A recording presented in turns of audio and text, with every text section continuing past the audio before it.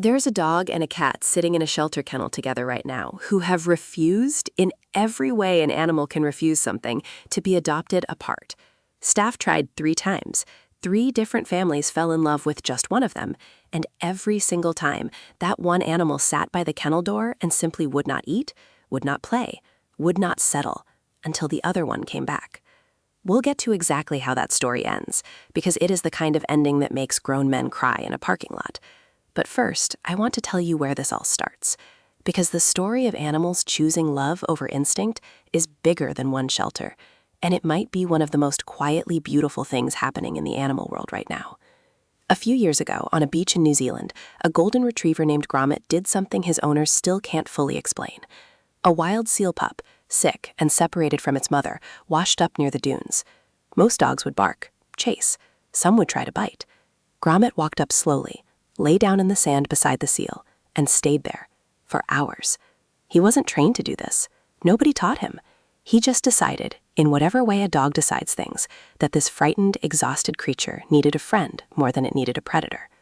Rescuers said the seal calmed the moment Gromit lay down next to it. That's not something you can teach an animal to fake. Here's the part that gets us every time.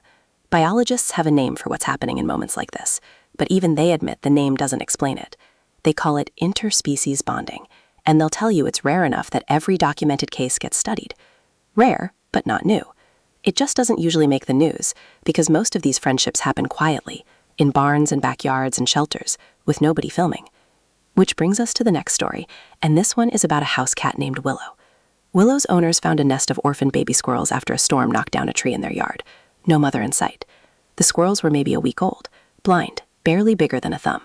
They brought them inside to keep them warm overnight, fully intending to hand them to a wildlife rescue in the morning. But Willow, a cat, a species whose entire evolutionary history says squirrels are lunch, curled her body around that nest box like it was her own litter. She groomed them.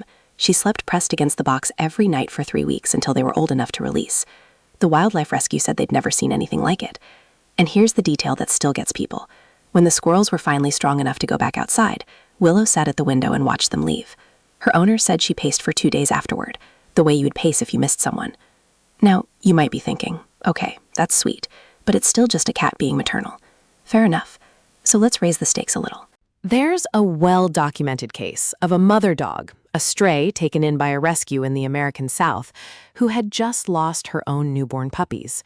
Heartbroken, grieving in the way dogs absolutely do grieve. She was introduced, almost as a last resort, to a litter of orphaned kittens whose mother hadn't survived. The shelter workers weren't sure what would happen. Dogs and cats, especially a grieving dog and helpless kittens, is not a combination anyone would normally risk. But within an hour, that dog was nursing those kittens like they were her own. She raised all 4 of them to adulthood. They slept in a pile on her belly every single night. And you're not going to believe what happened when it came time to adopt the kittens out. She wouldn't let the humans pick them up without pushing herself between them and the door. It took weeks of slow, careful transitions before she could let them go, because as far as that dog was concerned, those were her puppies. She just happened to be the wrong species to know the difference, and honestly, she didn't care. So here's what we've got so far. A retriever comforting a dying species he'd normally chase off, a cat mothering the very animal she was built to hunt, a dog nursing kittens through her own grief, each story bigger than the last. And that brings us back to the shelter, and the dog and cat nobody could separate. Their names were Biscuit and Marlowe.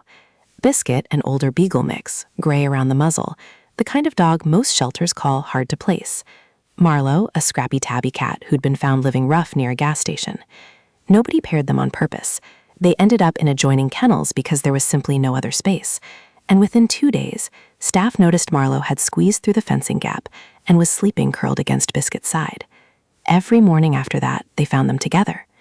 When a family came to adopt Biscuit alone, he wouldn't walk to the car. He planted his feet at the kennel door and looked back. When another family tried to take just Marlowe, the cat cried, actually cried, a sound the staff said they'd never heard him make before until he was returned to the kennel beside his friend. The shelter made a decision most shelters wouldn't. They stopped listing them separately. Biscuit and Marlowe, adopt as a pair, no exceptions. It took 4 extra months to find a family willing to take both, but they found one, an older couple, recently retired, who'd lost their own dog the year before and weren't sure they had the heart to start over. When they saw the listing, the wife said something the shelter staff still repeats. She said, "If they can love each other like that, we can learn to love them both too." Today, Biscuit and Marlo sleep on the same dog bed in the same house, 12 miles from that shelter, and neither one has ever, not once, tried to sleep anywhere else. What gets me about all of this isn't just that it happens. It's that every single time, some animal had every reason, every instinct, every ounce of biology telling it to walk away, or worse, and it chose the harder, gentler thing instead. Maybe that's the whole lesson hiding inside these stories.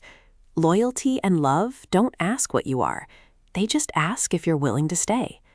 If a story like Biscuit and Marlo's warmed something in you today, I'd love to hear about the most unlikely animal friendship you've ever witnessed yourself. So tell me in the comments. I read every single one. And if this made you smile even a little, hit that like button and subscribe. It genuinely helps us keep finding stories like this one and bringing them to you.